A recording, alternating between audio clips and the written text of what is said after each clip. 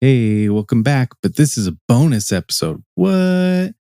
As part of the TTRPG takeover on Goodpods, Evan from Save the Date thought it would be fun to do kind of a panel discussion where we talk about running games and getting into role playing. Some of us are newer at it than others, and some are more experienced.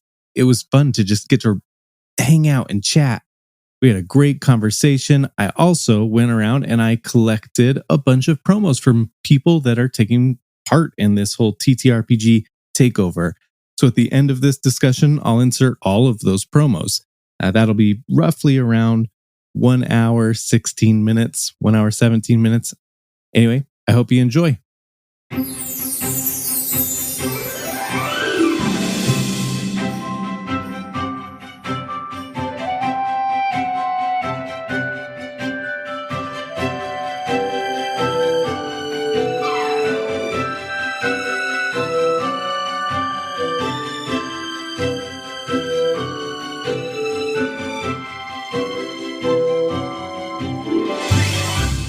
Hi, everybody.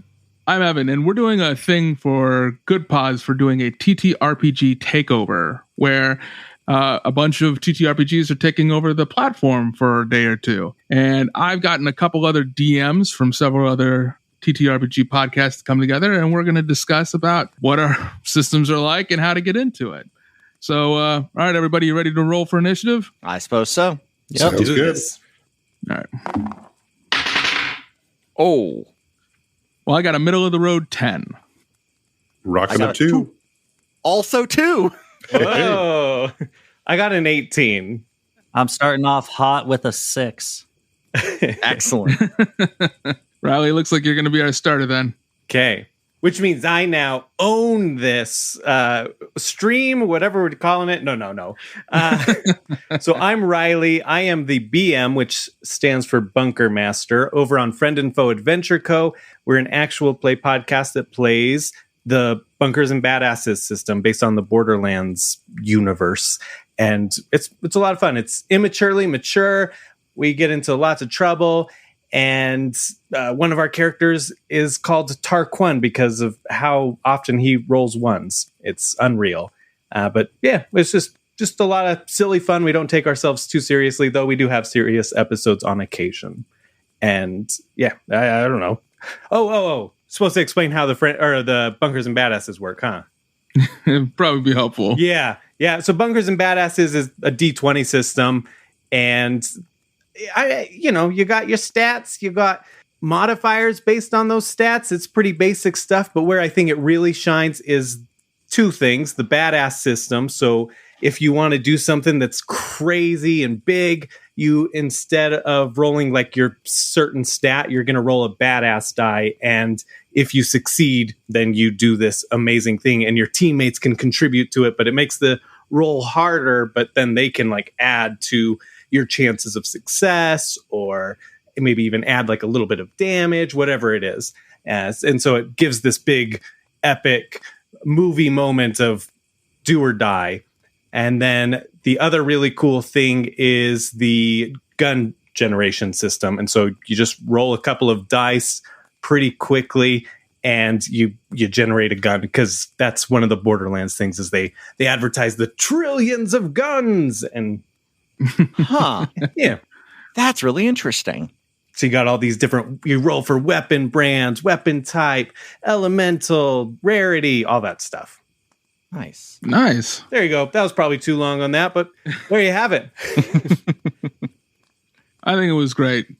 Totally set up. I had not heard that system until we had gotten together to talk about it recently. So I'm getting to learn all about this right now. Well, I guess I'm the second highest to go next then. Hi, everybody. Like I said before, I'm Evan. I run the Save the D8 podcast. We are a Dungeons & Dragons 5e actual play as well.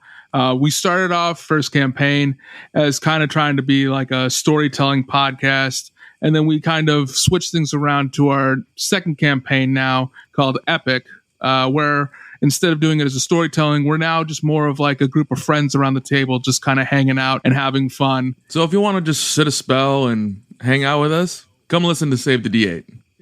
Cool. Damian, I think you're next. All right. Hi, I'm Damian. I'm one of the GMs over at Roleplay Rejects, where we play new and unusual tabletop role-playing games. Our whole thing is that we like to branch out from Pathfinder or D&D 5e and explore some of the other systems that are out there. So far, we have gone through the Fallout role-playing game, Adventure Skeletons. That one's kind of fun because it's all the rules and everything are all on one page, and that's it. Then we went into Star Wars Force and Destiny. That one was very fun, a little confusing with their dice, but very, very fun. Highly recommend it. Went into Lady Blackbird, then into Bunkers and Badasses. We actually had a little bit of a crossover event with Riley. Yeah. Part 1 aired on ours, and then part 2 aired on theirs. And me and their BM at the time collaborated and came up with this big epic story. It was brilliant. And I got to play as a player for the first time. Oh. So. Yeah, it was a lot of fun. And then we did a bit of Morkborg in our absolute darkest game yet. Then we went into, or currently we're going through Shadows of Asterin. But basically the idea is that we try and pick a new system, run enough games for us to like get a pretty good feel of the system, and then in turn listeners get a pretty good feel of the system. At the end we wrap up with what we think about the system, things that we liked from it, things we didn't like from it, and maybe even things that we would carry on over into other systems. For instance, the Fallout RPG has this die where you roll for hit location. So when you have that epic moment of how do you want to do this, if you're not super creative, like I'm not sometimes, I'll go ahead and roll that and say, okay, something to do with the head. So I hit him so hard in the head down that it kind of does that groundhog or that whack-a-mole thing where it just kind of like sinks down into his shoulders. Boom. Nice. But yeah, that's pretty much it. Our podcast is set up so that then you can kind of start on whatever campaign you want to start on. Just feel free to listen. All right. Thanks, Damian. Rounding us towards the end, Chase, why don't you go? Sure. So I'm Chase. I'm the DM of Another Path. We're a D&D 5th edition podcast. We've had so far 2 full campaigns. The first one is split up into 3 different segments. We've got Aegis, Canopy, and Summit. Comprise our first long form campaign, which took just about 5 years to get through. And our second campaign, which we started late last summer, early fall, is Oath. And we are still going strong on that. Oath requires absolutely no prior knowledge to understand or get into. I always kind of take the tone as a median point between It's Always Sunny in Philadelphia and Lord of the Rings. So whatever that gradient looks like, we're right there in the middle. And I'm also a player on Imprinted Echoes, which is a cipher system podcast taking place in Monty Cook Games world of Numenera, which was built for the cipher system. And if you're familiar with D&D, cipher system is kind of just that, but reversed a little bit. It is DM does not roll any dice. All they do is set your dice challenges and what you're supposed to be hitting. And then your goal as a player is to do things to lower that. And you have your pool of resources and whatnot that you can use to lower what you are aiming for. And that's pretty much how the whole game plays out. It's really interesting and frequently overlooked, despite it being absolutely like a ton of fun to play. Nice. Thanks, Chase. You're welcome. And to finish off the lineup, our designated hitter, Jeff. Jeff, go ahead. Hey, everyone. I'm Jeff. I'm the GM of the Big Campaign Stories podcast, an actual play, Pathfinder 1st edition. Though a bit of an older system, we have homebrewed it quite a bit to take it away from Dungeons and Dragons, swords and sorcery, to more cell phones and sorcerers. Kind of a little bit, think Snow Crash or Blade Runner vibes, with people occasionally using prestidigitation to enhance the flavor of their coffee. Nice. Okay. We're a group of players that have been playing together for a really long time, so mostly the story is supposed to be fun, but We can't have its serious moments. Yeah, that's us. Nice. Great. Thanks, Jeff. Everyone, you knocked it out of the park. Woo! So, why don't we just get right into it? And I'll just go ahead and ask the first question for everybody here. What's the best way to get into doing one of these TTRPGs? You know, like, what if I want to get started, but I'm kind of scared and I don't necessarily know like where to start? Okay, I got this. Best thing to do. Any system, does not matter whatsoever. Get a group of friends who are willing to try this out with you and be absolutely okay to fail. Because I have been playing Pathfinder for probably a good 6 years, right, on and off.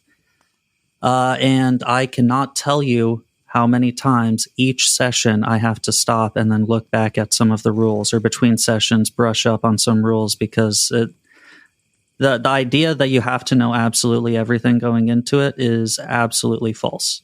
Go in there, have fun. That's it. Absolutely agreed. Especially on the, like, it doesn't matter what system you start with. Find one that, like, the synopsis speaks to you, and, you know, whatever you and your friends are interested in doing, for any possible interest you could have, there are hundreds and hundreds of, you know, big and indie RPGs that you can pick up to try out, and there is almost certainly something to fit whatever specific fancy that you have. So literally find one that you want to play around with and check it out. Yeah, I can't emphasize, you know, I guess to emphasize that more is that that's entirely how I got back into RPGs. Is Borderlands was putting out an RPG and a TTRPG, right? And I was like, yeah, I want to do that. And so I started to learn, get back into 5e. I hadn't played since like 3.5, and it was a blast. I had a fun time running a couple of sessions of that. But at the same time, like, I really didn't need to do that if I didn't want to. I was just, you know, being a little overly cautious, I guess, going into it. But you just get what you're interested in, right? I got the B&B. I also picked up Fallout after. I got Call of Cthulhu, like, just things that seem fun and cool to me. Alien, like, I'm so excited about those. I don't really care too much to play D&D unless I get invited to play it, and then I'll love to play it because it's awesome. But, you know, I don't need to run those games. Yeah. I mean, I know for me personally, when I actually first got started, I just went to a local game shop, actually. Outside of the rest of these other systems, which are all fun to play, D&D was one that I was actually already interested in. And Wizards of the Coast has a program kind of set up with a lot of game shops to kind of get people started into it. So if you like kind of feel like dipping your toe in to see if you would kind of enjoy it, but you don't have a group of friends that's kind of willing to go with you, I just say go check out one of your, you know, local game shops and see if they have the program set up. They literally have everything there for you. Most people there are super chill. You know, they'll help you set up your character off the bat. They even share some dice with you if you don't even own any dice. You don't have to even really own the dice to do that. Most people are willing to share their dice, as most professional players now are either dice goblins or dice dragons. So they'll have probably 2 or 3 spare sets on them. Something kind of funny to add on to that. I'm an adder, I guess. So one of our characters, one of our players, did not have a single set of dice. He just used his phone until a year into the podcast, when I finally, for his birthday, bought him some dice.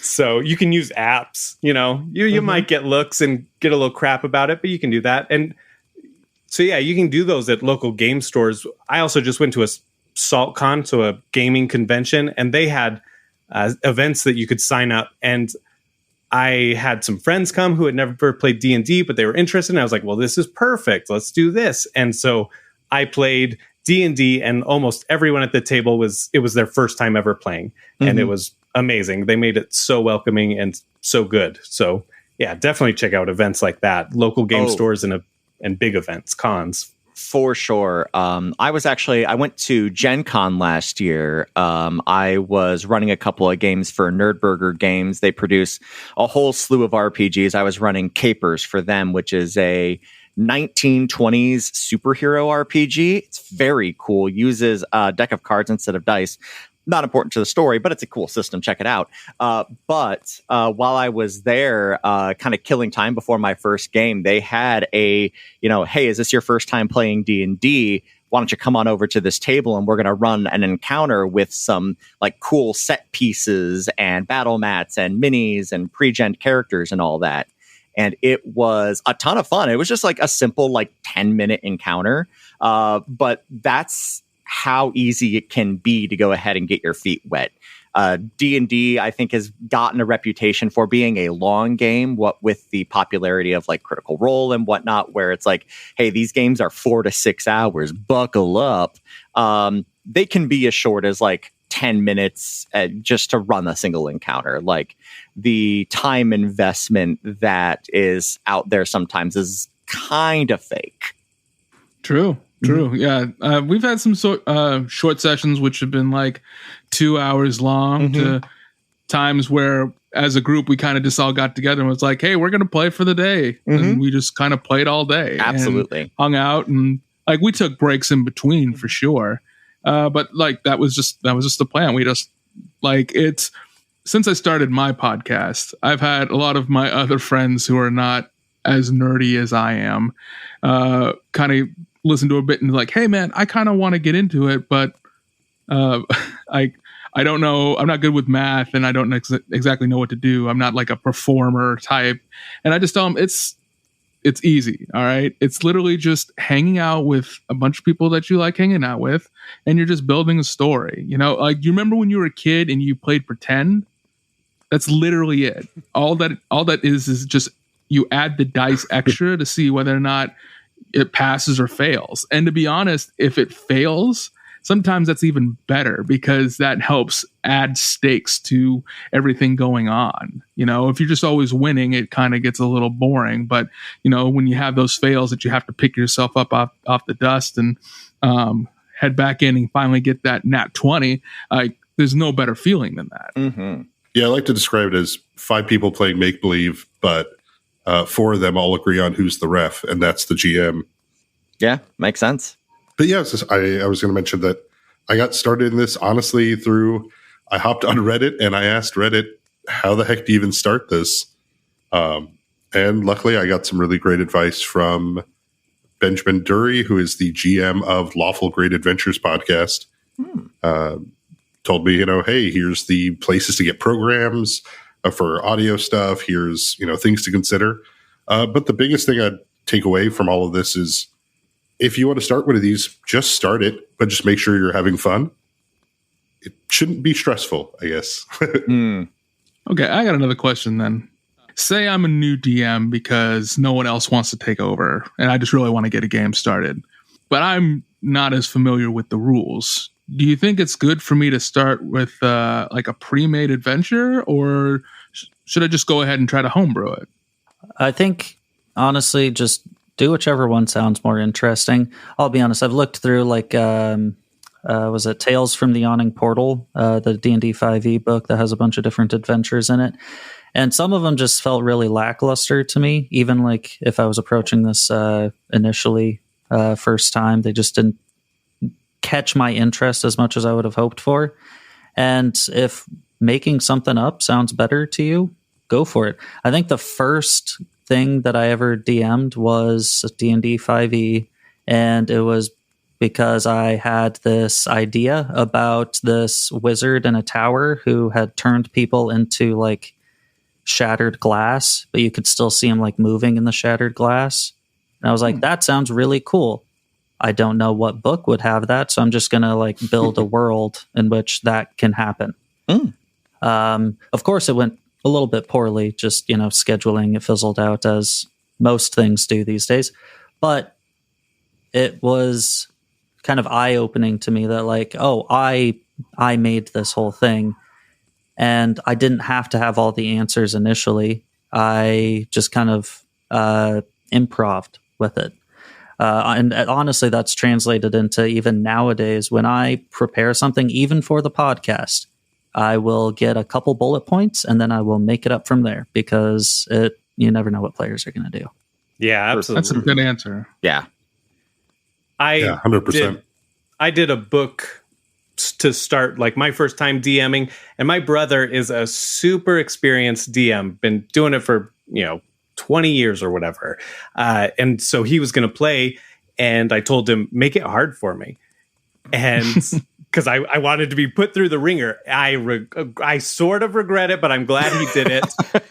He made his character directionally challenged to the point where somebody pointed across the street and said, "Oh, the mayor's over there," and he walked the opposite direction. And I was like, "Oh my gosh, this is a nightmare." But then I rolled with it, right? And I was like, you know what? It's fine. You're going to go off into the forest and we'll do a split party thing. And the rest of the team will start on that, start on the actual adventure here. And eventually they get back together. I figured out as you're going, you're going to figure it out.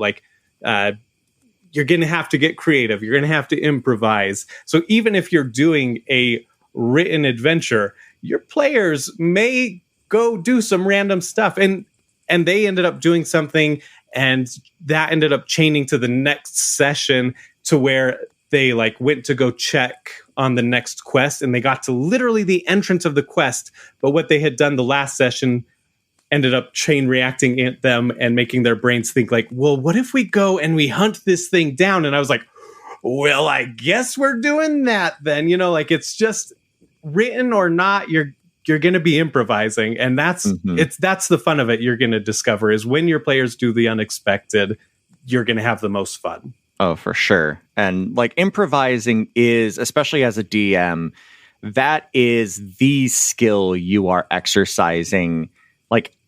I'm going to say 80% of the time that you are running, even if you're working with a pre-written adventure.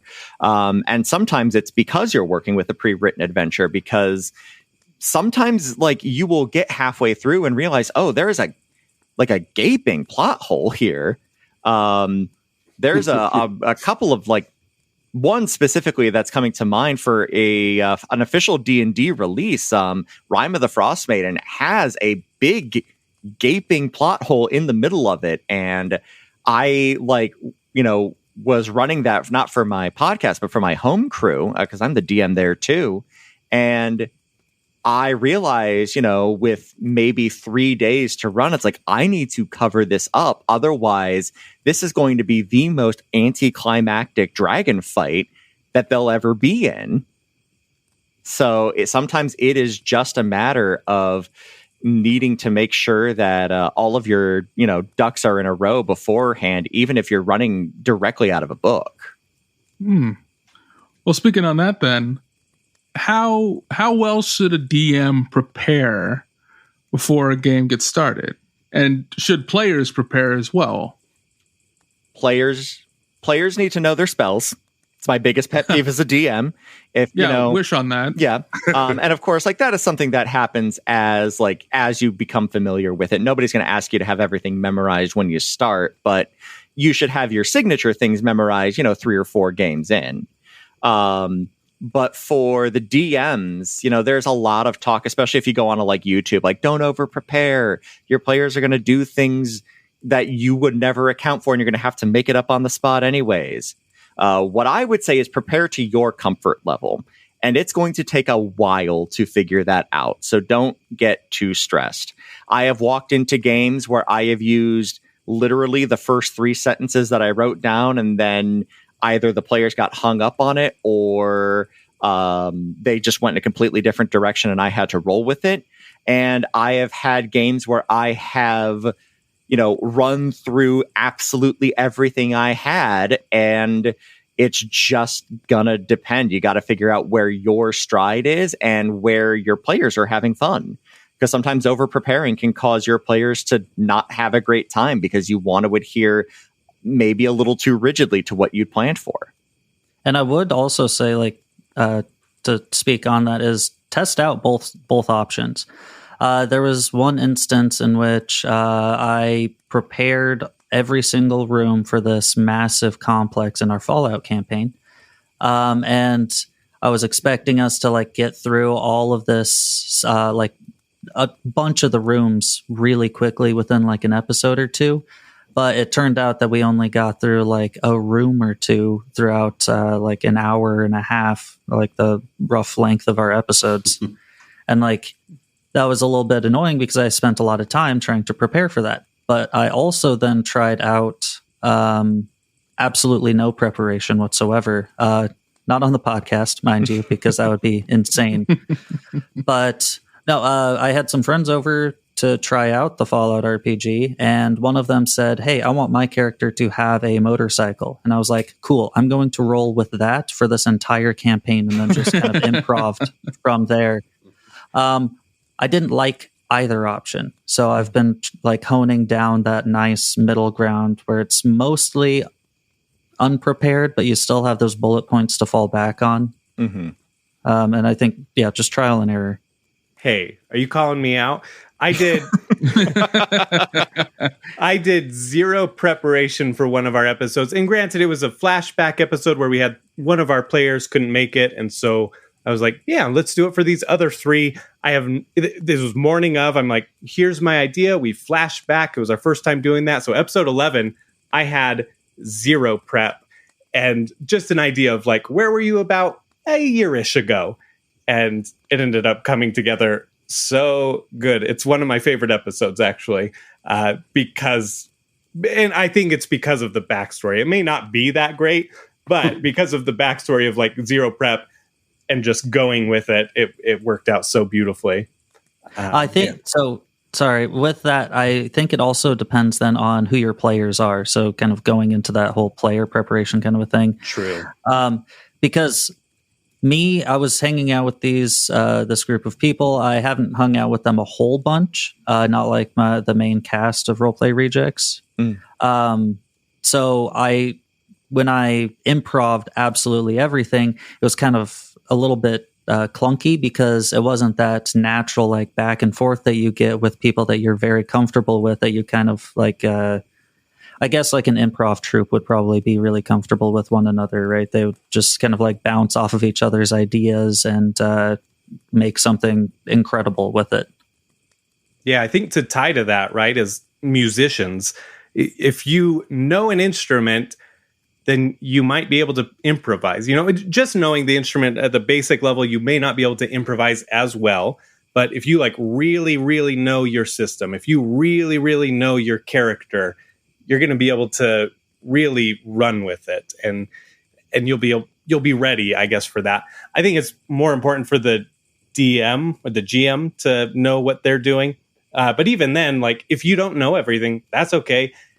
If you're not doing a podcast, or even if you're doing a podcast, you can just edit that out. You can always say like, "Oh, hold on, let me check on that," and your players will understand. Or you can just be like, "I'm not sure, but let's make it up. You're going to roll a dexterity roll." You know, like that's what it is. This time, we have literally said those words in our podcast. Yeah. Yeah. I think I literally had that last episode for my podcast during the time in which I had them in a major boss fight in a because there was a love triangle going between two sisters and a star spawn who was the husband of one of the sisters, and the other sister had kidnapped him. One of the players' cats named Cabbage jumped onto the keyboard as we were playing, and they had asked me like, "Oh, can I get all the enemies in one straight line so they could cast a spell?" And I was like, "I'll give you 3." And just at the right spot, the cat just made this unworldly sound of "no," like that. And the player rolled with it. He was just like, "Cabbage says that's not good enough," and everyone else just kind of like laughed and was enjoying it. So I was like, "All right, I'll give you all 5 then. Fine, that's fair. That's fair." Also, top tier cat name. Yeah, Cabbage. I love Cabbage. They're very loud, though. I have to edit them a lot out of the podcast because they love to yell in the background. Absolutely. No, we've got Mr. Frodo and Strider, which is the 2 cats of one of my co-stars on Imprinted Echoes. And they are a similar constant concern. We have our 4-year-old running around upstairs for us, so she's the audience for most of our podcasts. And the dog on occasion. On occasion. Yeah, very rare. How long have you all been podcasting? For myself, we started last October. Nice. Okay. Save the D8 started about 5 years ago.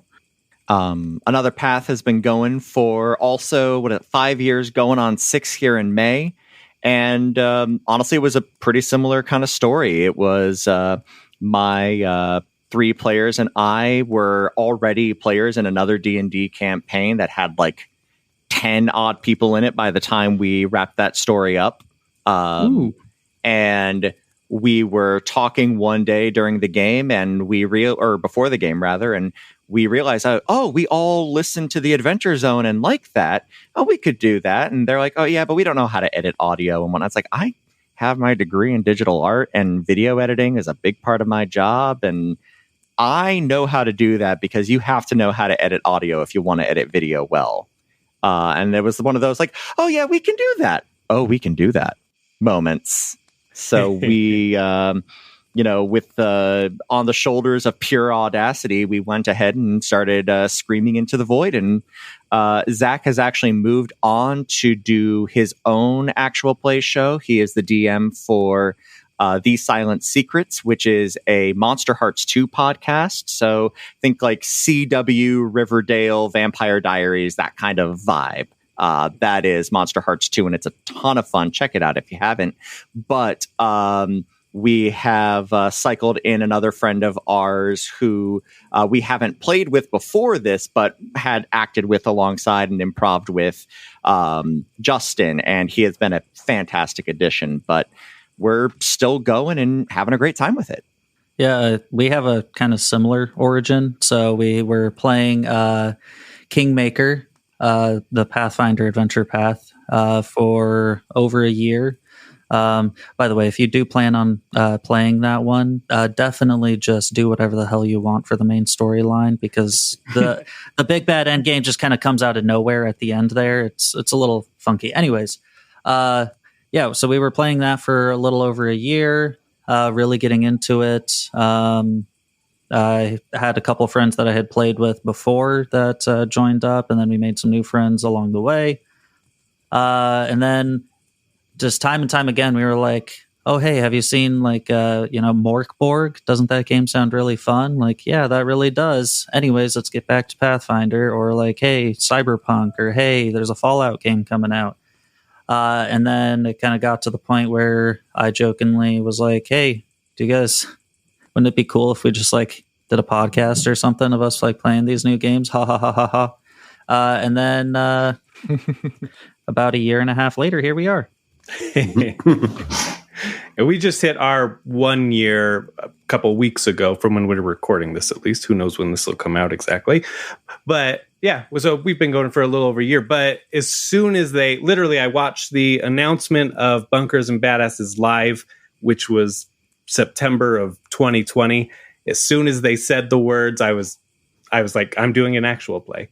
And I started up a different podcast specifically so that I could practice editing and so I did like still do an interview show with people throughout the board game community. And that was specifically started, one, to exercise my social skills, because the pandemic definitely hit you take a hit on that. Then 2 was to learn how to edit. And I'm so glad I did that. But you can learn. Like I've given so much advice to people who want to start their own podcast. It's not as hard as you think, and people are pretty forgiving of your earlier episodes. Yes. I have another question for everybody, though. I think this is more helpful for players wise. What is the best way to get on your GM side? Okay. How to get in their pocket? that all right. Controversial opinion. That is not what you want at all. I want an interesting story. If that story happens to have my character die in a way which he probably shouldn't have died in, so be it. I am entirely there for the story. the GM's probably got a plan, right? And if it is getting to a point where you're having to, buy or like slide treats under the table to get on your GM's bad side, that arguably you might need to have a conversation with your GM saying that he's taking priority over, like he's showing favoritism. Controversial opinion, but throwing that one out there.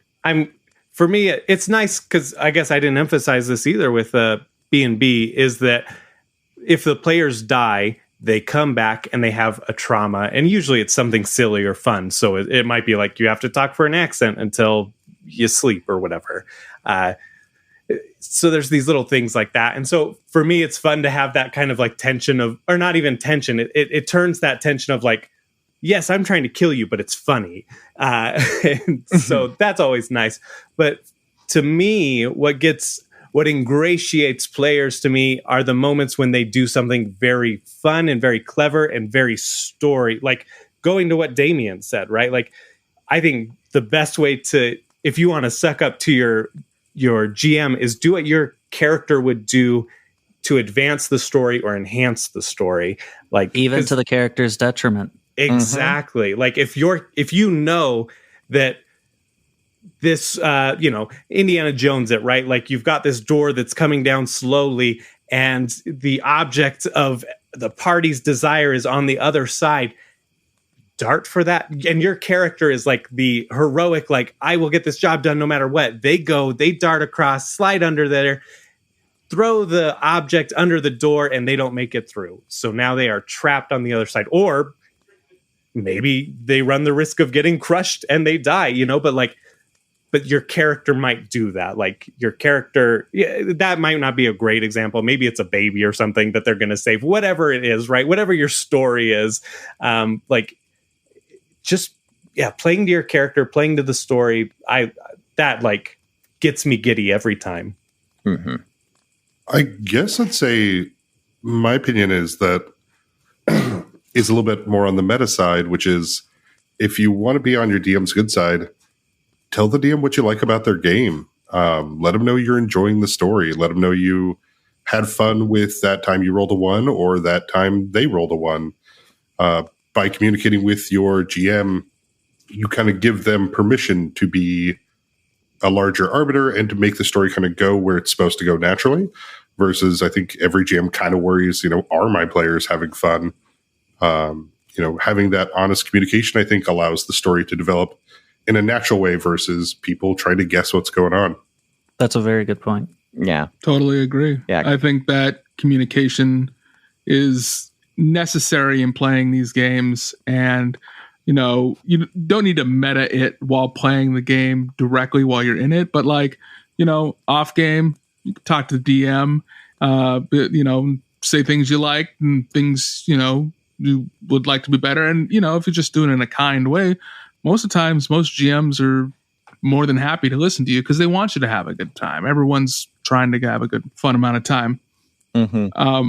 I totally agree with what everybody had said here. However, I'm also very susceptible to bribes. So if you're the person that brings food for the group for everybody, you will be on my good side. And if you bring food to my sessions, you're dead to me. That's because we're on mic, and obviously you don't want food on mic. But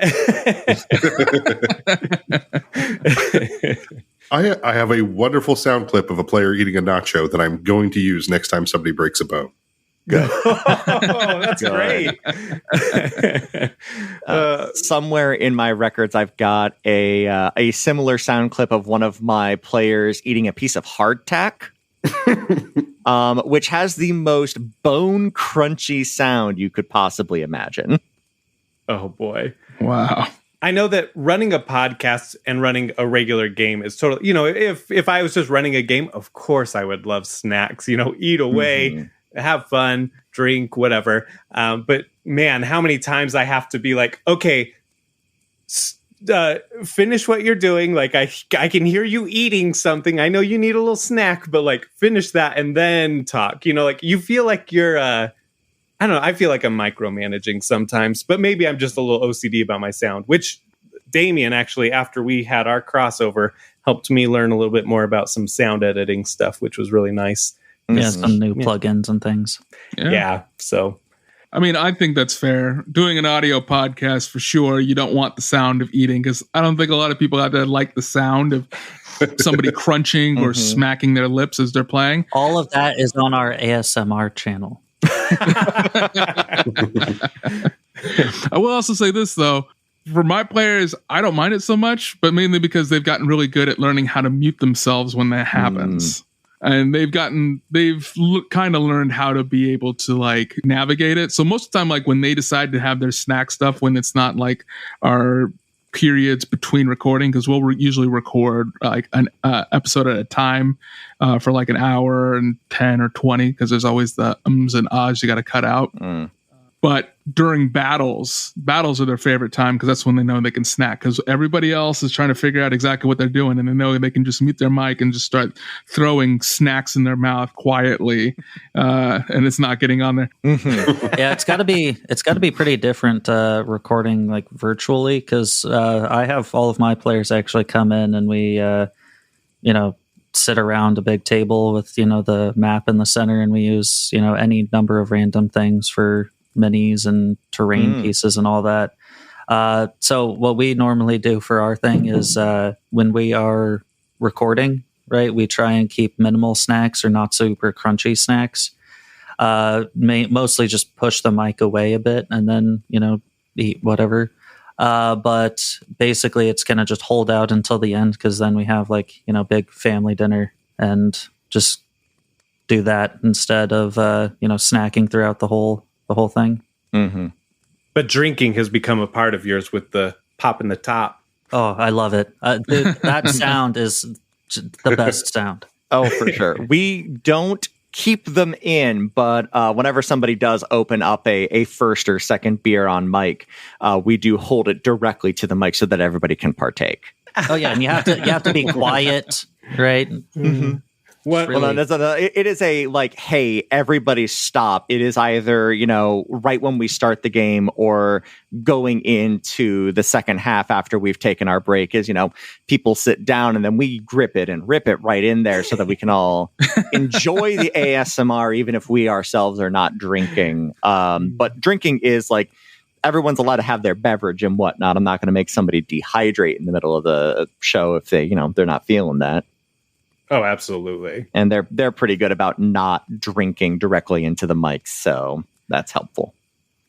Chase, you know what? I think you just bring up a wonderful point. I mean, that sounds like a tradition that you all have for your podcast. Do you have any more traditions, or does anybody else have traditions on their podcast that y'all do? Yeah, actually, we have our big one that we have is, and this actually is not even on the podcast. This is just for myself at the end and tails lovely off of the last conversation. And we have what is literally called favorite moments. And a lot of some other tables call it like wishes and stars and whatnot. But the way that we do it is we organize it into what was your favorite moment playing tonight that you had for your character. What was your favorite thing that one of your other players did, or that you did with one of the other players, or what is the favorite thing that the GM did? And that is a really good way for everybody at the table to get a really nice round of positive feedback and end the game off on a high note. I really like that. Please steal away. I was literally talking about doing that today. We have a really old tradition that started, God, I want to say like 18 years ago, playing the old Star Wars RPG. We call it lightsaber checks every time we all sit at the table before we play podcast or home game. Everybody rolls 2d20. If you get double 20s, you get a lightsaber. And basically all that means is the session's going to go well for you. You're going to get probably a neat piece of magic loot and a little bit of a boost. But it's just been, and of course, naturally, once you establish that rule, some player has to say, well, what happens if I roll double ones? And that's when everyone looks at him and says, it's going to be rough.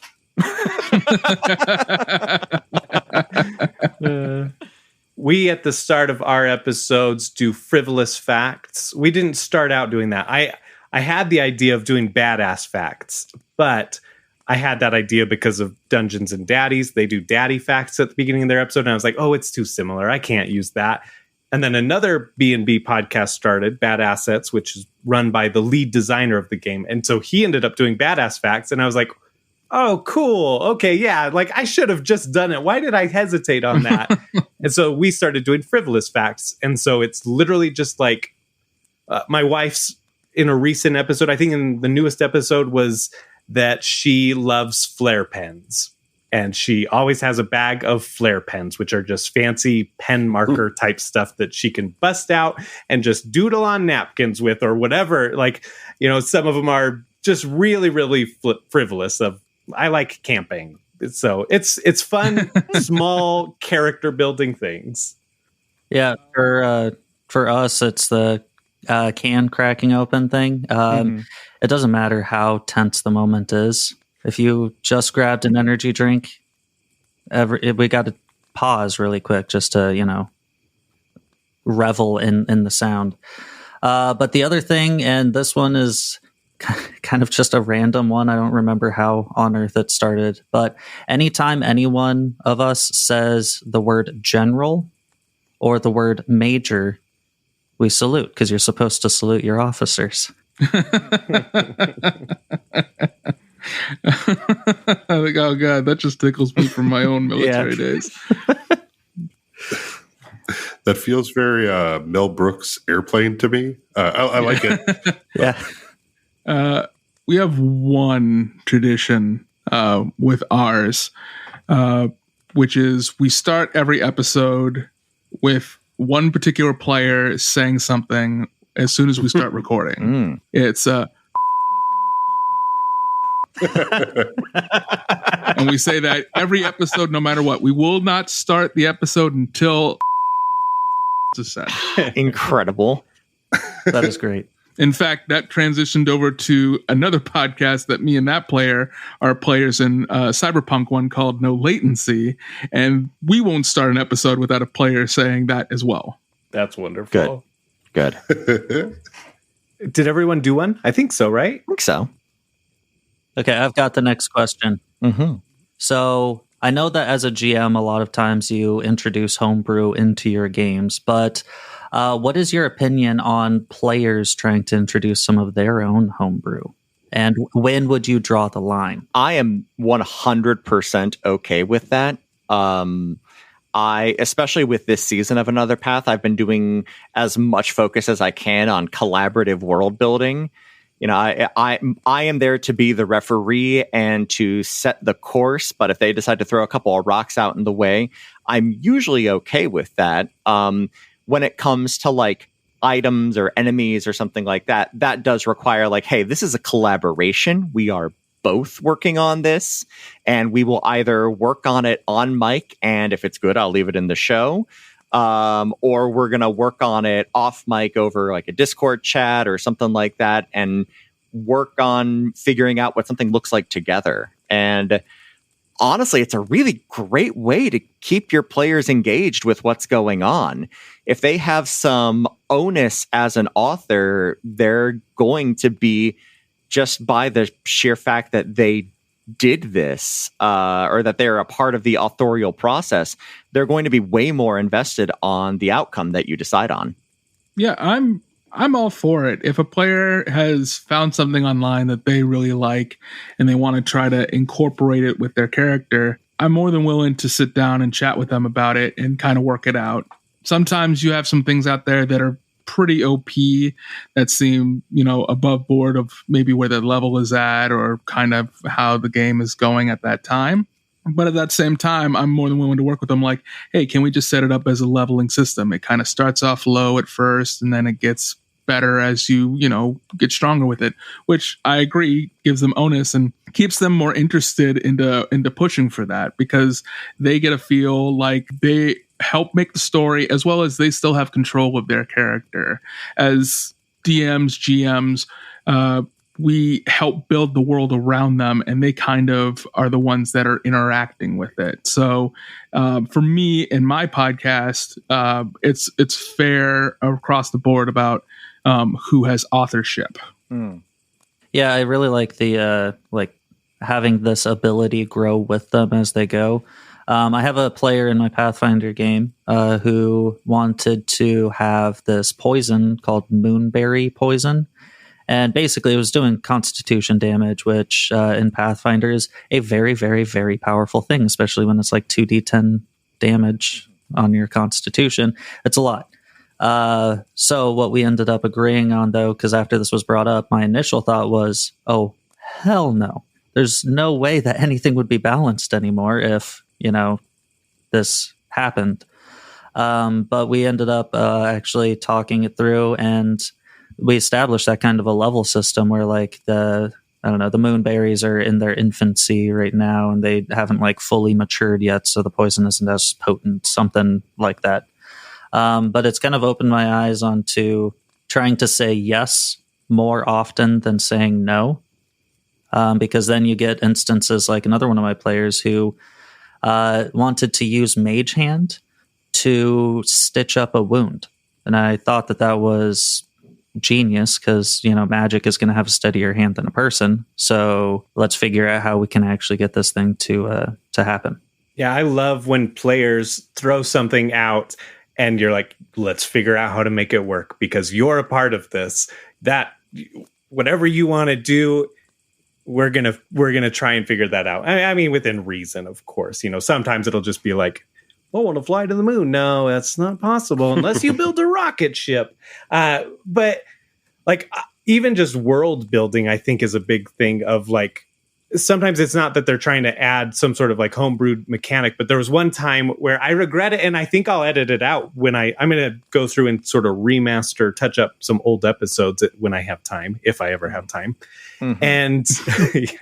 And and there was a time where like one of my players was like, I'm looking through his bookshelves and I find a naughty magazine type of thing. And I was like, no, I laughed and joked about it for a second. I was like, but no, he's classy. He doesn't have that. And I was like, why?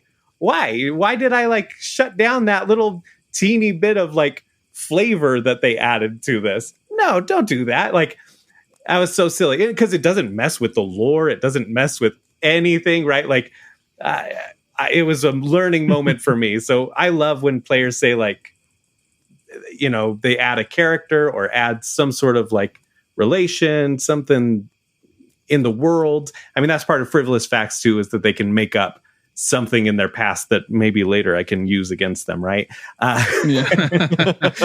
Certainly that's not part of the nefarious reasoning behind doing that.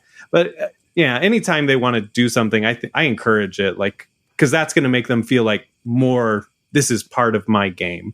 If they want to play basketball, you figure out how to play basketball.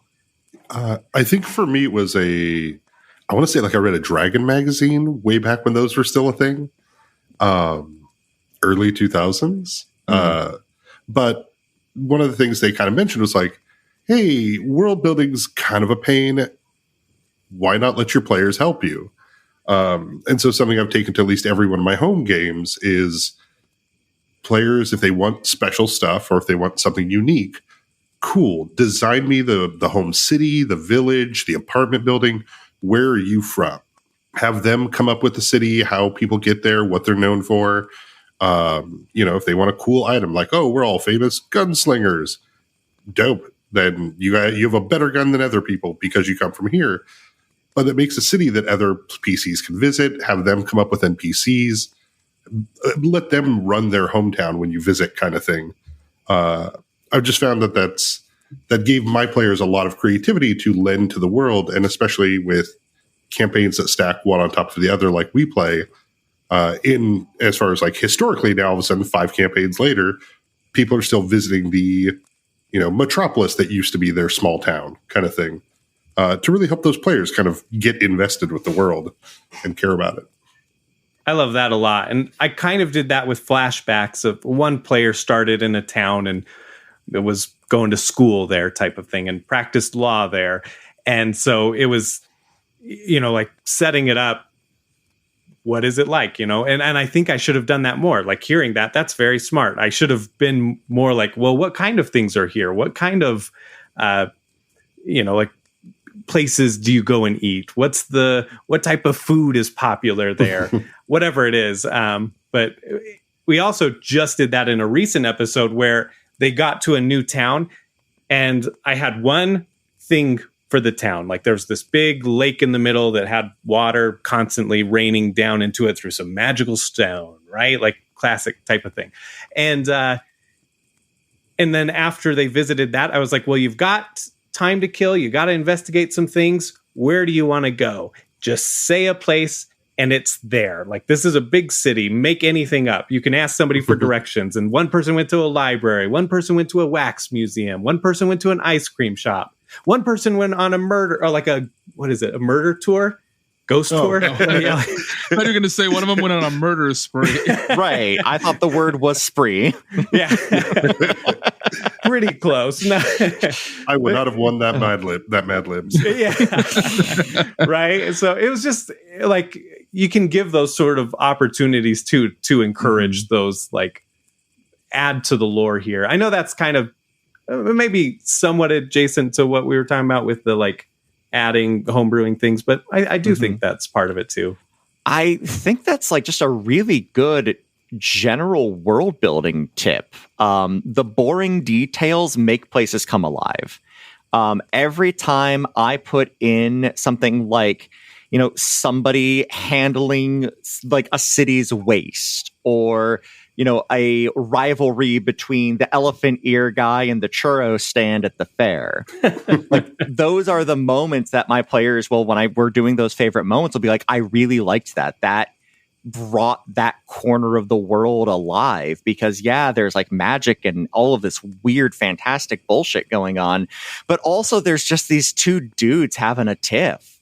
And that is, again, it's one of those things, you know, player investment, like that brings them in and makes them realize, oh, this is just what's happening around us. And if we're not here, stuff is going to keep happening.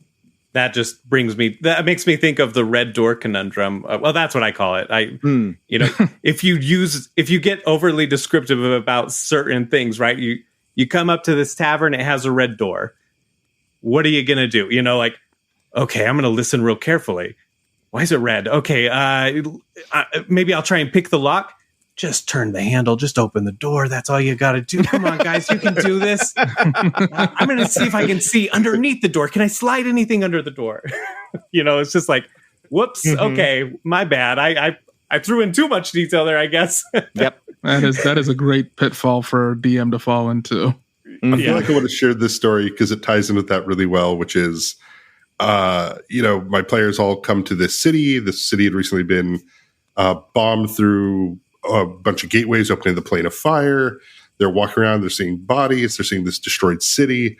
And because there was an open spot on the map, I, like a big stupid GM, said, and there's a well there with some boards slightly pulled over the top. They open up the well. I say there's some bodies in there. People try to crawl in and get away from the fire.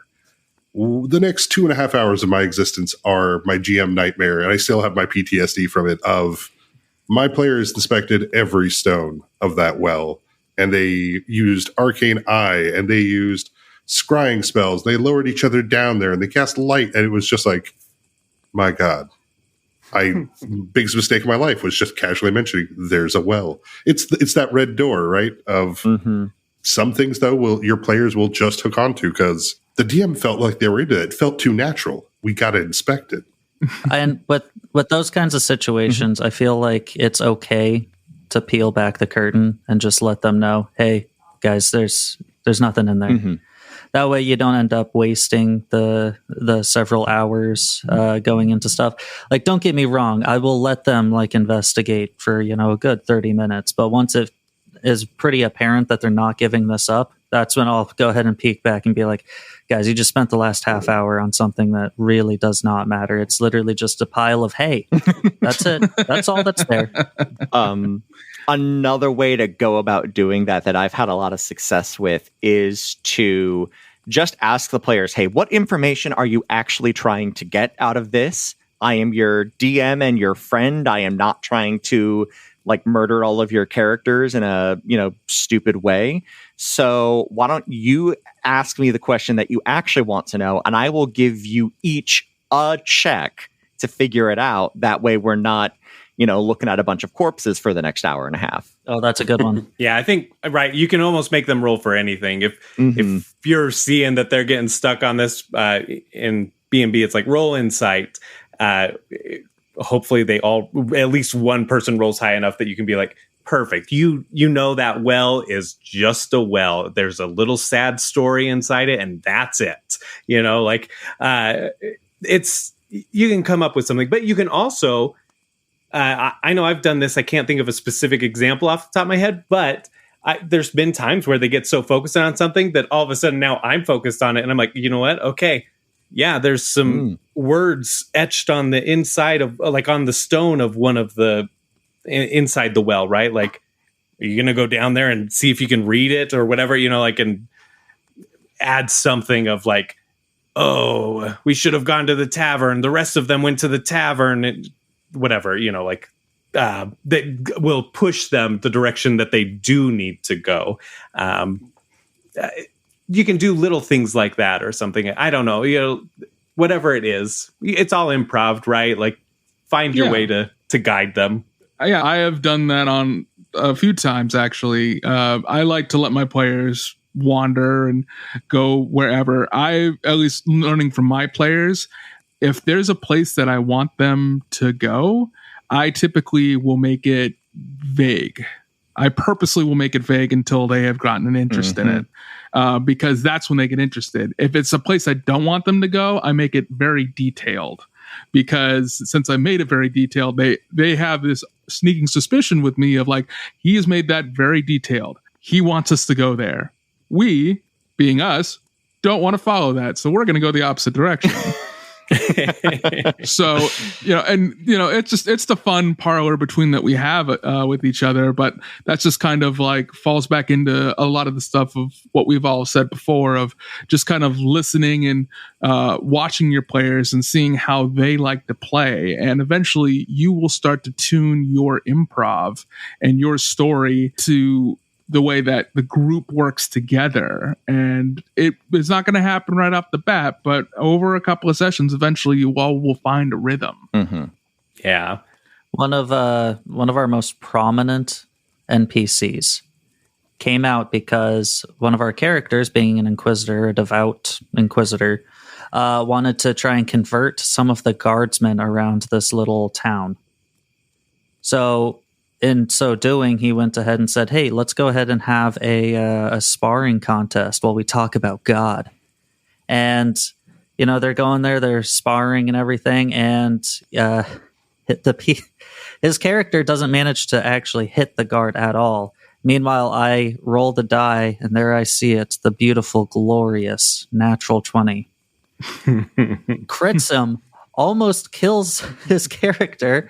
And now that guy is like leading their kingdom as the general and is known as the one and only Jeffrey Jefferson. Probably has 20s in all of his stats. He is a god among men, apparently. Well, you know what, Damian, on that, I think that's a great way to kind of round off the rest of this because we're almost towards the end here. Before we go, why don't we go ahead and have everybody just give one more super important advice that you think new GMs or players should know before we go, and go ahead and give yourself your podcast a little bit of a shout out. Well, let's go in reverse order this time from initiative. So Jeff, how about you? Why don't you start us off? All right. Thanks for having me on. This is Jeff. I'm the GM of Big Campaign Stories. My advice to new GMs is honestly very similar to the teacher from the Magic School Bus. Is just get in there, make mistakes, get messy. Your game is going to become fun when it becomes yours. So make the mistakes that become the in-jokes for when you know how to play. Love it. Yeah. Again, thanks for having me on. My name is Chase. I'm the DM of Another Path and a player on Imprinted Echoes. And my last piece of advice is to remember that especially if you're getting into TTRPGs based off of not a stream, but like a show like Critical Role or Dimension 20 or a podcast, remember that with the exception of literal live streamed stuff, everything is edited.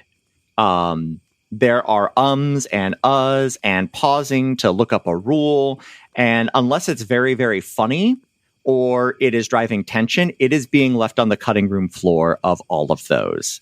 And when you are playing, it's not going to feel as smooth as one of those edited episodes. That's okay. That is correct. That is right. So don't get in your head if you have to stop and start, and that's okay. That's what it's there for. That's an excellent tip. Mm-hmm. Words of wisdom. Mm. So once again, hello, I'm Damian. I run the podcast Roleplay Rejects. You can listen to us anywhere that you listen to podcasts. The big piece of advice that I could say is really be okay with having what me and my friends call the IKEA talk. If there is a player at your table that is kind of hurting your fun, if you're not having fun with this other player, if you find yourself starting to prepare and just hand in your head thinking, man, I really hope that this one person doesn't show up, obviously that is a negative impact on everyone's time there. And just have the conversation with that person. Say, hey, I really don't like it that you're on your phone all the time. I really don't like that you're not very as engaged as all of us. Try and work it out with them. And if it doesn't work out, then maybe it's time for that person to get a new group or for you to get a new group. And that is perfectly okay. Solid piece of advice there. What's the phrase? No D&D is better than bad D&D? Yeah. Yes, correct. Well, for everybody else, I'm Evan. I'm with Save the D8. My piece of advice for the rest of you is just have fun. It's not a competitive game. This is a game where everybody just gets together and creates a story. So be willing to, what's the best word to say this? Recognize the spotlight. You know, if you recognize that your character might be stepping on other characters for their actions because you want to do something cool, it might be a good idea just to kind of step back. I know for me that as a player, I typically like to be the kind of player who actually is the utility one. I like to help out other characters with their ideas and try to kickstart it off and do something really cool with them, but let them shine in the spotlight. So don't just pay attention to just for you, between you and the DM, but your other party member players that you're with as well. Yeah. Mm-hmm. I think that's awesome. I'm Riley from Friend Info Adventure Co. You can listen to it wherever you listen to podcasts. And I just say ditto to all that. No, I feel like cheater. I know. Cheater. Going last, I feel like, oh man, you all covered such good things. But let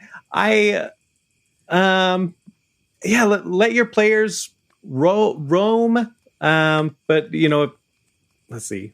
Yeah, I had the most time to think about something else, but you guys kept mentioning ones I thought of.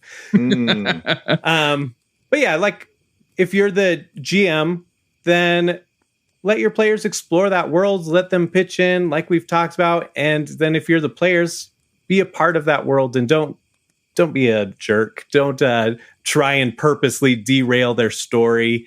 If you just don't see the story, that's totally okay. Or if there's something else that's well, that's really interesting. Can I check? I'm going to go check that out. But if you know where the story is going, or you see that obvious thing and you're just well, I don't want to do that just to throw my GM off. Don't do it. Don't be a jerk at the table. Be kind. Mm-hmm. Right? Yes. Yes, I totally agree with that. So, I put together the Discord we have for this Goodpods Takeover. Do you mind if I just talk about the takeover real quick? Please. Absolutely. Please do. Perfect. Okay. So Goodpods it's a fairly newer listening app for podcasts. It's kind of like Goodreads, if you ever used Goodreads. I know I did. My wife did.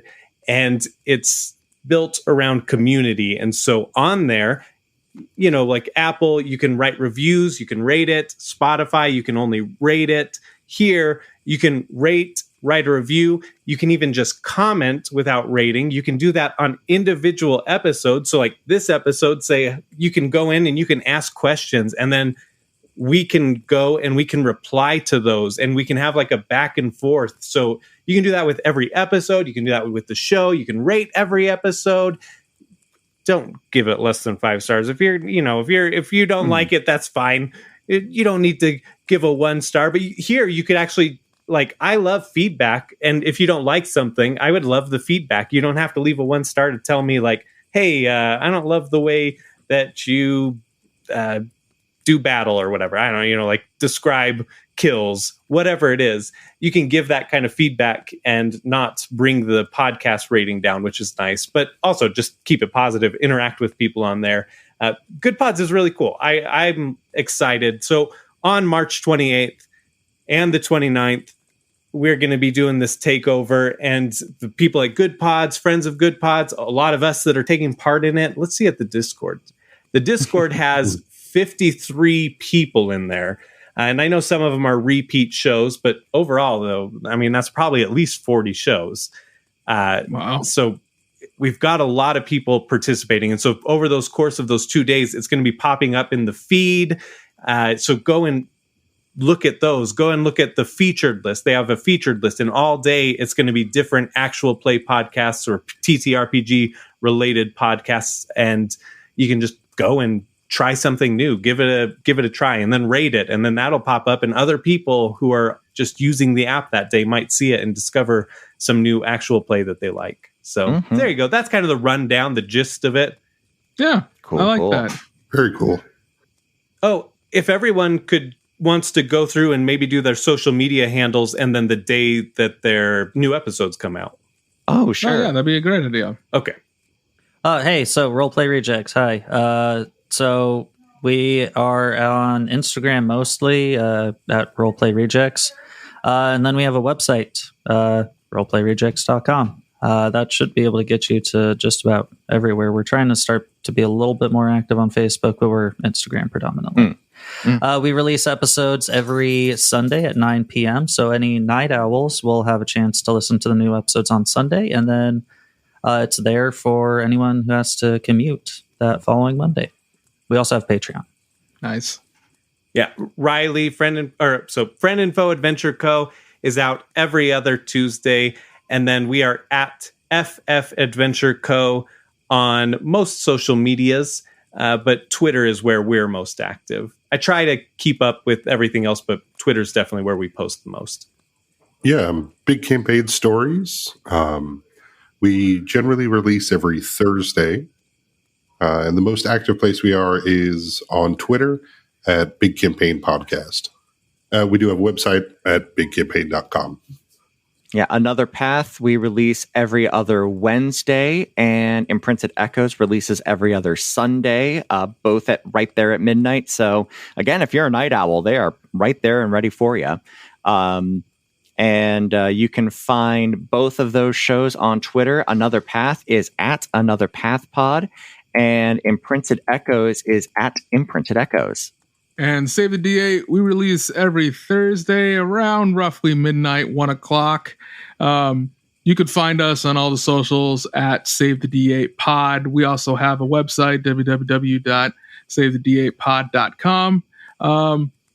Thanks so much for everybody being here and giving out such great advice. I thought it'd be fun to have a special episode for people out there that might be interested in getting into it. And it felt a little weird just kind of doing it myself. So it's kind of fun with this event, being able to meet a bunch of DMs and kind of find out that we all have very similar ideas of how to run a game. So it's pretty cool. Yeah. All right. Thanks so much, everybody. Have a good night. Thank you. Bye. Deuces.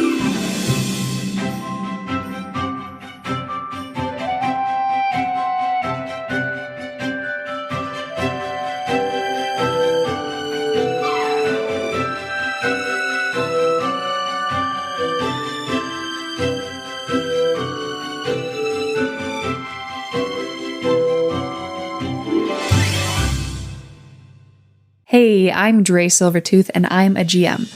You should absolutely come listen to our podcast, because I have the best heroes. They're hunting curses for the Queen of Vyre, and it's going great. I got 5 hit points. I have a plan. Is it to write my eulogy? They make really good choices. Oh God, why did I do that? It's all according to plan. Textbook success. She did fall 45 feet in full armor, though. Well, Fine. They are bad heroes. I have 4 very bad heroes on my podcast. But they are hilarious. Come check us out at badheroescast.com or find Bad Heroes wherever you get your podcasts. I haven't been playing my bard correctly, so now I am going to. hold up. You mean trying to summon an electric guitar so that you can use the auxiliary cord was not doing it correctly? Oh no, that was definitely correct.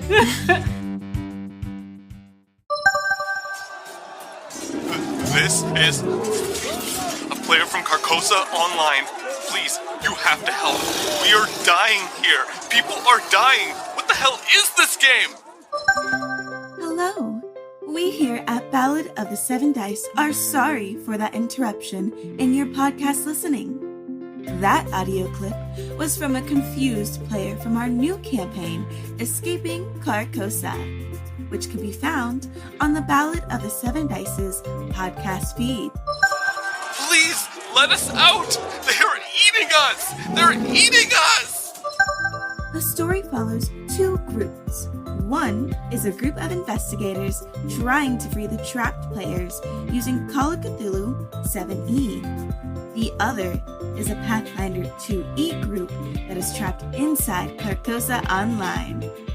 You can also find a visual novel version of our show on our YouTube, and we also have live airings of our episodes every second Saturday at 4 p.m. CST. Tell my family I love them. Tell them We hope to see you there. And remember, Nostradamus Corporation cares. Hey everybody, my name is Jeff, and I run the Big Campaign Stories podcast. Our story focuses on 4 people working at a repo company, trying to keep afloat among a corporate dystopia and crushing debt. The world is one that we have been playing in and working on for a long time. The current homebrew setting is played with Pathfinder 1st Edition rules, but with more of a modern feel to it. Think something like Blade Runner or Snow Crash, but with magic. We try to release every Thursday, and when we cannot, we come up with small side episodes focusing on each character to help expand the world and lore. So, if you like greasy breakfasts, people trying to pay bills, and the occasional Lovecraftian monster, give us a listen. Alright, thanks.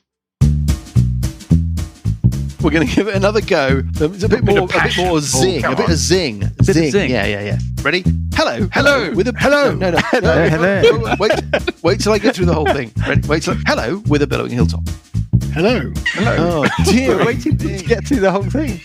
No. I mean, I thought that was the whole thing. The whole thing is hello with a billowing hilltop. Okay. That's the whole thing. Yeah? Okay. That was right. That pretty much sums up the show. But if you want to find out any more, you can visit us at www.billowinghilltop. Is it com? Does anybody know? .org. Is it? It's .com. What do we do? What do we play? There's monsters. Does anybody remember? Walking around. I don't know. And, yeah. We will be delighted if you were to join us around our table as we play Dungeons. Is it 5th edition? Hello? Yeah, we think so. Yeah. Yes. We play Dungeons and Dragons. Sorry, that was me. What was that noise in the background? There will be noises in the background as we play Dungeons and Dragons 5th edition through the classic Paizo adventure path, The Age of Worms. You can expect this. No! Quite a bit of this. I'm completely lost. This. This. I've got a bugbear in my underpants. And one of these. Oh dear. We're on Apple Podcasts, and we're on Spotify, and we're on TuneIn, and you can find us on Twitter, and you can find us on Facebook. And we hope you join us. Thanks very much.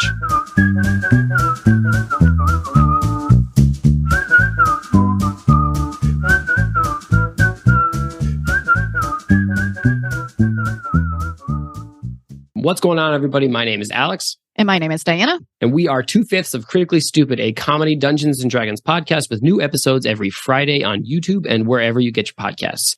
If I had to pick, I'd probably say my favorite NPC in the show is Sean the gorilla, who I decided in the moment wears pants, a waistcoat, and spectacles. Diana, who's your favorite NPC in the show? My favorite character is Captain Davil Starsong, because in my head, y'all, he's fine AF and makes me feel a certain way. If you'd like to experience Diana red-faced and sweaty in real time, catch us on YouTube, Apple Podcasts, Spotify, or wherever else you enjoy that sweet, sweet content. You can catch updates on our Twitter @CritStupid.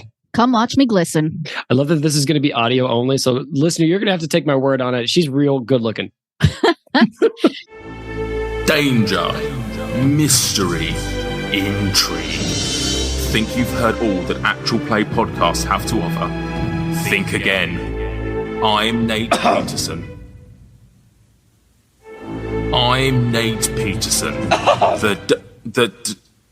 The Dungeon Master for... Yes, Stuart, what can I do for you? I know naught of this, Stuart. My name is Dweezil Vanzafir, the Bard of Bards. Well, firstly, your name's Stuart and you're from Yorkshire. Secondly, I don't know if you've noticed, I'm trying to record an advert for our show. Well, firstly, in your parlance, I've never even heard of this Yorkshire. And secondly, if there is a show to be advertised, then surely it should be I, Dweezil Vanzafir, to do the advertising. I wouldn't have thought so. I mean, surely this is a job for me as the Dungeon Master. Perhaps a, song? No, I certainly don't think it's time for a song. 5 adventurers, brave and true, strong of will and strong of arm, a band unbreakable through and through. They protect each other from insult and harm. What more persuasion could one require? Tune in to hear our tales. Dice and desire. You see, Stuart, words do have power, but certainly not as much power as the Dungeon Master. Join me as I corral my merry band of misfits who storm King's Thunder every week on Dice and Desire, a 5e actual play podcast. Are you looking for an adventure? Then join the 4 misfit adventurers of Save the D8 Epic in their quest to find their way back home. There's Haven the Paladin. Or I rip off the flesh arm and I beat you to death with it. Giddy the Barbarian. That could be my blood. It probably will be in the future. I'll take it. Brash the Bard. Hey, wait! These were different cards. I swear. And Shelley the Sorcerer.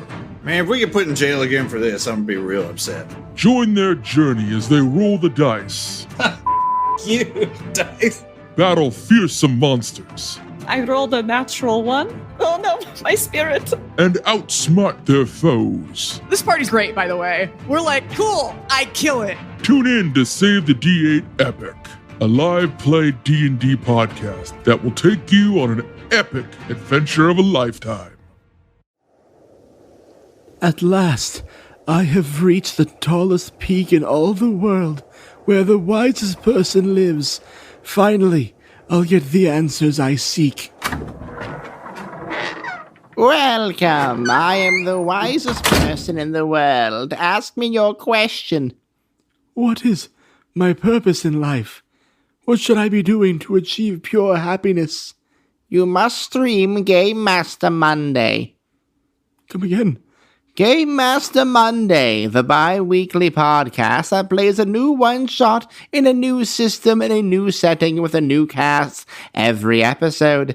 Listening to their funny jokes and wild stories is the only path to happiness, my child. Sick! I'm going to go home and binge the whole thing right now. What a nice kid. Oh dear, he fell off the mountain. Now they'll never know how good Game Master Monday is. Hello and welcome to the table, everyone. I'm Jonathan, Game Master of Half-Wits and Failed Crits, an actual play podcast where the real big bad evil guys are my players' absolutely cursed dice. Join us as we build rich, living worlds to stumble through, meet weird foes and even stranger allies, and display reckless disregard for anything that gets in the way of a great story.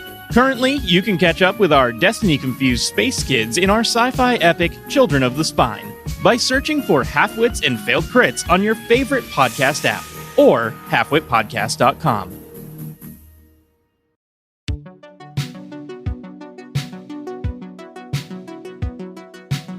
Hey all, I'm Derek, host of the How Not to DM podcast. I hope you'll join me on my quest to interview the very best dungeon masters on this plane of existence. Each Wednesday, I bring on a new guest to talk about how they got into TTRPGs, some of their biggest mistakes and triumphs from behind the screen, and their awesome projects. There's no right way to listen to How Not to DM. Start from the beginning and binge, or take a look at my guests and pick a few that you recognize or that sound interesting to you. There's something for everyone, whether you're looking to up your skills running games or just want to learn more about what it takes to design, create, and run awesome TTRPGs. Head to my Twitter account at HN2DM to find my link tree, guest announcements, and more. And until next time, roll some nat 20s for me.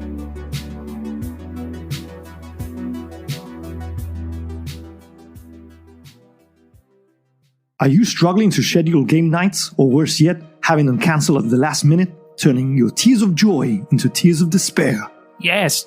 Well then, happy Tuesday! My name's Nick. And my name is Alan, and we are Into the Dungeon, a duet-style actual play TTRPG podcast with one GM and one player. Don't let anybody tell you that size matters. Oh no. And come, give us a listen to see how much fun a TTRPG can be with just 2 people. We release a new episode every Tuesday at 10 p.m. Central European Time. Make sure to visit us at www.i2td.com. That's the digit 2. Until then, farewell, and hope to see you again as we delve into the dungeon.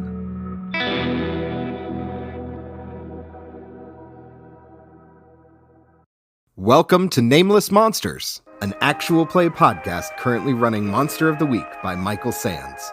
Think things are strange in your neck of the woods?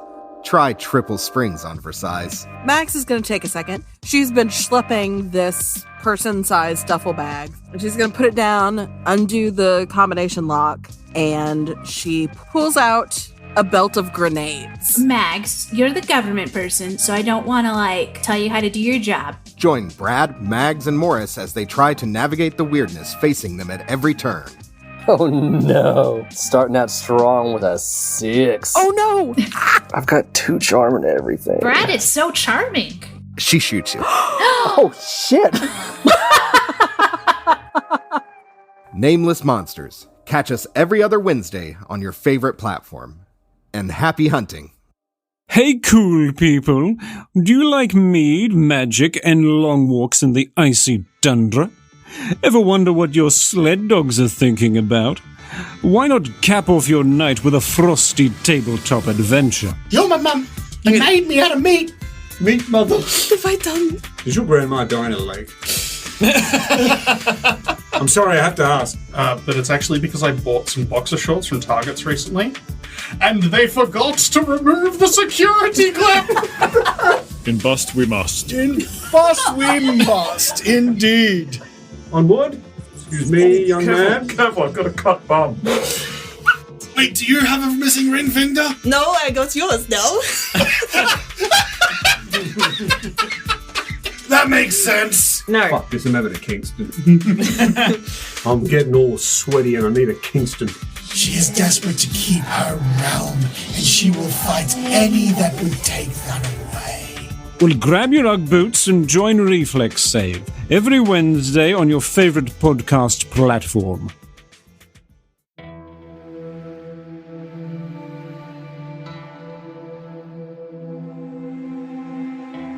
Fade in on Harbor Vale, a sleepy town in coastal Maine. Its residents continually harrowed by an unyielding mist that intrudes from the Atlantic. And, much like the town, veiled by this persistent precipitation, its residents veil secrets of their own. Secrets of an ancestral curse, and the desire to embrace it. Secrets of justice, distributed in the shadows. Secrets of newfound duty, and a life left behind. Secrets of bestial instinct, clawing its way to the surface. And as we cast our eyes towards these silent secrets, we shall delve even deeper into what truly transpires down by the bay. These Silent Secrets is a Monster Hearts 2 actual play podcast.